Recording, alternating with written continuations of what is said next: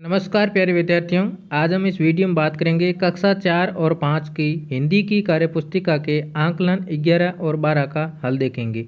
सबसे पहले बात करते हैं आकलन 11 की। आकलन 11 का पहला प्रश्न है कि मुझे अपने पिताजी को पत्र लिखना है, मैं संबोधन में क्या लिखूंगा?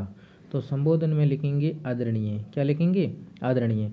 दूसरा प्रश्न है दुकान में दार लगता है तो दुकानदार शब्द बनता है, धन में वान लगने से शब्द क्या बनेगा? तो धन में वान लगने से बनेगा धनवान।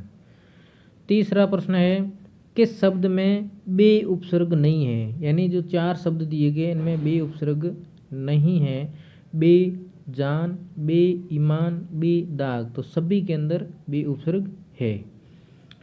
चौथा प्रश्न है तुम्हारा नाम क्या है वाक्य में विराम चिन्ह होगा। तुम्हारा नाम क्या वाक्य में कौन सा विराम चिन्ह होगा? तो यहाँ प्रश्न पूछा जा रहा है तो प्रश्नवाचक चिन्ह होगा। प्रश्नवाचक चिन्ह होगा। पांचवा प्रश्न है कि नीचे लिखी कहानी में विराम चिन्ह हटा दिए गए हैं, आप उनका इस सही स्थान पर प्रयोग कीजिए। तो यहाँ पर आप देख सकते हैं एक खरगोश था के पीछे पूर्ण विराम आएगा, वह पेड़ के नीचे सो रहा था, पूर्ण विराम। उसके बाद में यहाँ अल्प विराम आएगा, खरगोश उठ बैठा, पूर्ण विराम आएगा, अल्प विराम, और यहाँ संबोधनवाचक और यहाँ प्रश्नवाचक क्या गिरा इसके अंदर। तो इस प्रकार से आप देख कर भी इन विराम चिन्हों का प्रयोग कर सकते हैं। अगला छठा प्रश्न है कि नीचे दिए गए वाक्यों को शुद्ध करके लिखिए। नीचे वाक्य दिए गए जैसे आज पहाड़ पर बर्फ गिरी है, तो आज पहाड़ पर बर्फ गिरी की जगह आज पहाड़ों पर बर्फ गिरी है, पहाड़ पर नहीं पहाड़ों पर बर्फ गिरी है। दूसरा है कि राजू व गोलू स्कूल जा रहा था, तो यहाँ पर ये दोनों बहुवचन है तो यहाँ पर भी बहुवचन आना चाहिए, राजू व गोलू स्कूल जा रहे थे। तो इस प्रकार से इन वाक्यों को सही करना है। अगला है सातवां प्रश्न कि प्रत्यय जोड़कर नए शब्द बनाइए। प्रत्यय जोड़ने हैं। सेठ प्लस आने से बना सेठानी, जीव प्लस एक प्रत्यय से जो ई है वो आई हो जाएगा तो जैविक, मित्र प्लस ता मित्रता, फल प्लस वाला फल वाला। इस प्रकार से इन प्रत्यय को जोड़ना है। अगला आठवां प्रश्न है कि नीचे लिखे चिन्हों का नाम लिखिए। नीचे कुछ चिन्ह लिखे हैं, इनका नाम लिखना है। जैसे ये है तो इसको कहते हैं पूर्ण विराम, इसको प्रश्नवाचक, इसको अल्प विराम कहते हैं और इसको अर्ध विराम कहा जाता है।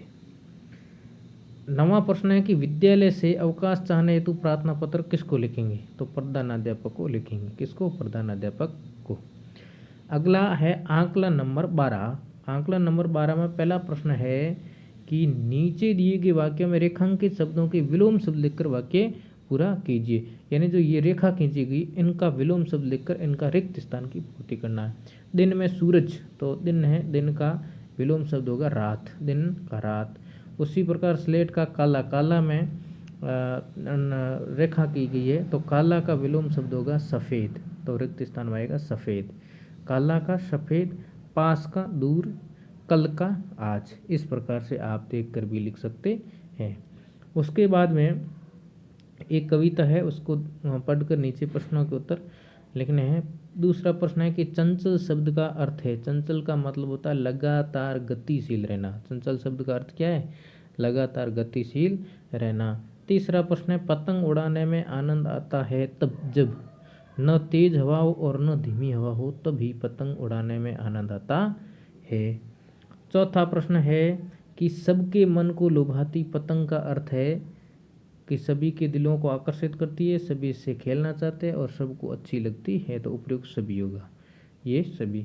पांचवा प्रश्न है कि आसमान का समानार्थी। समानार्थी का मतलब पर्यायवाची क्या है आसमान का? तो आसमान का पर्यायवाची होगा आकाश। क्या होगा? आकाश। छठा प्रश्न है कि कविता में आए युग्म शब्द लिखिए। कविता में रंग बिरंगी, सरसर, फर, खेल तमाशे, ये युग्म शब्द है। सातवां प्रश्न है कि पतंग उड़ाने से पहले आप क्या क्या तैयारी करते हैं? हम पतंग और डोरी को तैयार करते हैं एवं सही हवा चलने का इंतजार करते हैं।